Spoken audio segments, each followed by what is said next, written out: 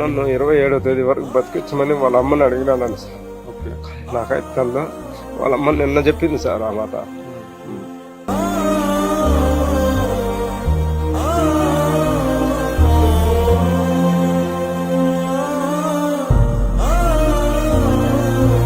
Please sir, junior NTR sir గారు, ఏంటంటే ఆ అబ్బాయి కోరిక తీర్చండి సార్. ప్లీజ్ సార్, ఆ అబ్బాయి మీరంటే చాలా ఇష్టం సార్. ఆ అబ్బాయి నాకు ప్రాణం పోయినా పర్లేదు, నేను ఒక్కసారి చూస్తే చాలా అంటున్నాడు సార్. ఆ మాటలు నాకు చాలా కలిచేస్తున్నాయి సార్.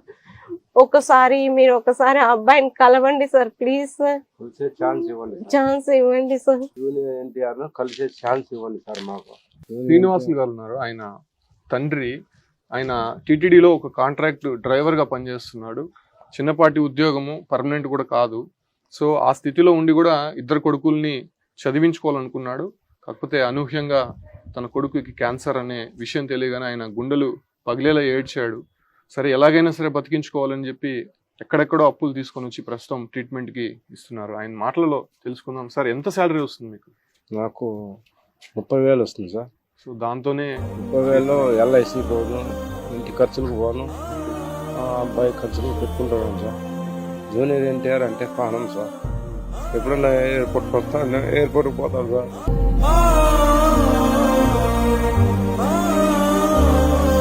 అని నన్ను అడుక్కున్నాడు సార్. ట్రిపుల్ సినిమా పోదామని. అని అభిమానం తెలియక నేను పోలేదు సార్. అంటే మిమ్మల్ని అడిగాడా? చాలా సార్లు అడిగినాను సార్.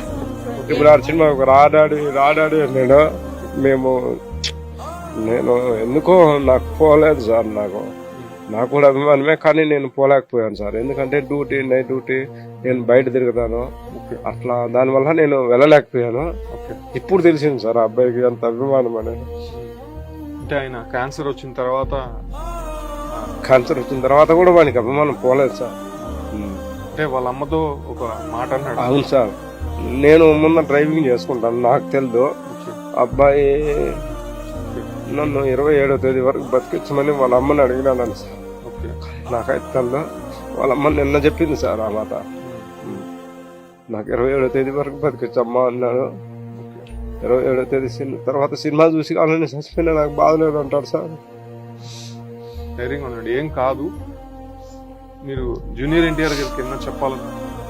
జూనియర్ ఎన్టీఆర్ గారికి నేను ఒక్కటే చెప్తాను సార్.